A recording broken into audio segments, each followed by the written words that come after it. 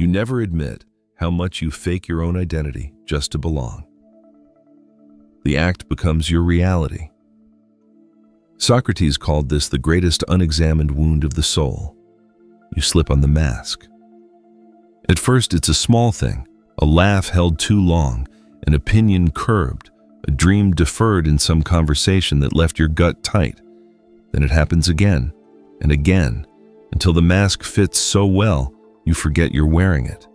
In Apology, this thinker frames the cost of that surrender without mercy. The unexamined life is not worth living. Every word lands like a stone. What's left when you have no idea who's choosing for you, the mask or the person you buried to survive? Now the everyday becomes theater, your lines dictated by others' expectations, applause earned for hiding the truth. Soon, you question if you're even capable of wanting on your own. There's no moment of grand betrayal, just a slow leaking. With each edit, the raw self blurs. Your inner voice grows silent, waiting for permission, for reassurance, for a cue. Fear is the architect here. The deep, primal conviction that if they saw the real you, you would stand alone. Let's cut through the noise for a second. Would you even recognize your voice if you heard it stripped bare? This isn't unique to any culture or era. In ancient Athens, people carved their identities from community ties, traditions, labels, the company they kept. Losing your place among them felt like obliteration, a threat as real as exile. So the performance became everything. Masks piled atop masks, each hiding the same doubt. If I stand unguarded, what's left? This thinker saw the trap 2,000 years ago, and when he pressed deeper, he offered the hardest assignment. In Phaedrus, the challenge comes clear as glass. Know thyself. 2 words, infinite struggle. They sound simple, almost cliché now, but when the mask is glued on, even the quietest self-reflection feels dangerous. Staring too long in that mirror means risking the one thing you've guarded with every careful gesture, acceptance. And so, you keep sculpting your surface, praying the inside will adjust eventually.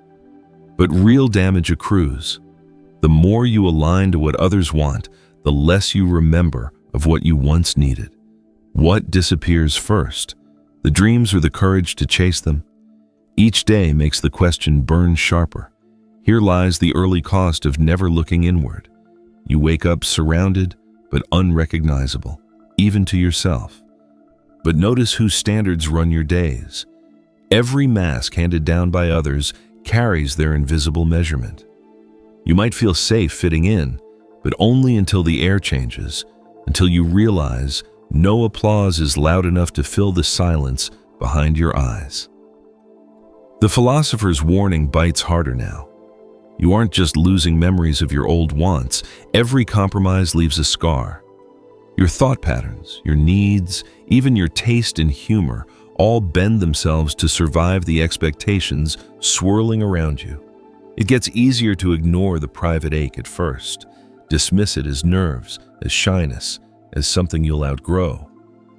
But that ache sharpens with every compromise.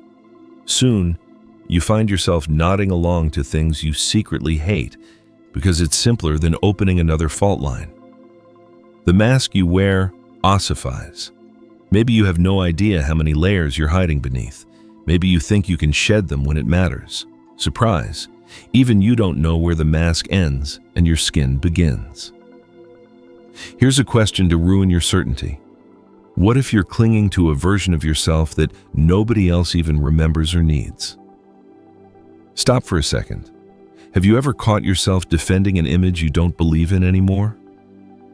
Sometimes the mask outlives its usefulness, but you keep it on out of habit or fear. This is where the weight of tradition pins you down. Your role remains even after your reasons for playing it vanish. It's a prison that feels like home because you built it yourself. In Protagoras, he drove this home with chilling clarity. There is only one good, knowledge, and one evil, ignorance. The old self-preservation trick mutates into self-erasure. If you abandon the mask, you risk losing your place, but if you keep it, you lose your own face too. The cost isn't just private suffering, it's becoming invisible to the people closest to you. And there's a deeper betrayal at work, a quiet mechanism built into every mask you wear, waiting to turn against you at the worst possible moment.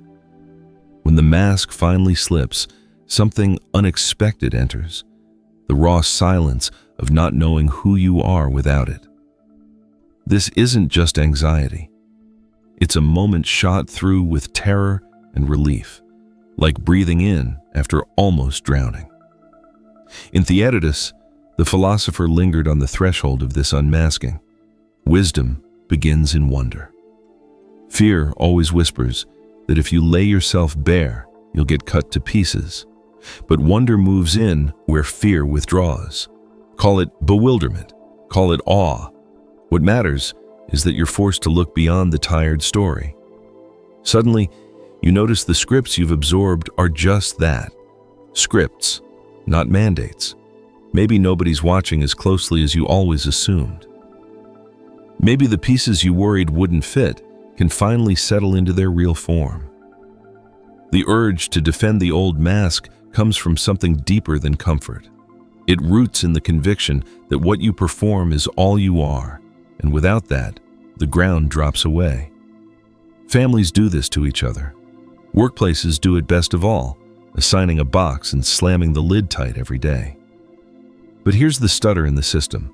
Other people aren't nearly as attached to your fake self as you think. Some will push back, sure, out of habit, jealousy, fear of their own unraveling. Most won't even recall why you played it safe for so long. Pay attention. This next part splits lives wide open. Losing the mask hurts, but refusing to lose it is worse.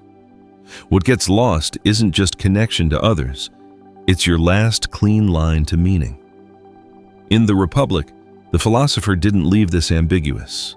To find yourself, think for yourself.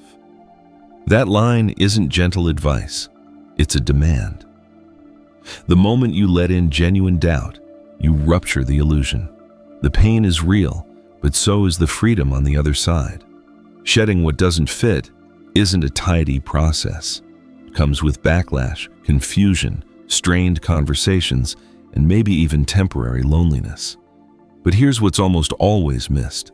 You don't become a stranger, you start to become legible, both to yourself and to those who actually want to see you. That's the first step out of hiding, and it's the first real invitation for others to meet the person beneath all that camouflage. You never admit how much you fake your own identity just to belong. Embracing your true self opens the door to genuine connections. If this resonated with you, subscribe to the channel and comment below. What hidden truth have you finally decided to share?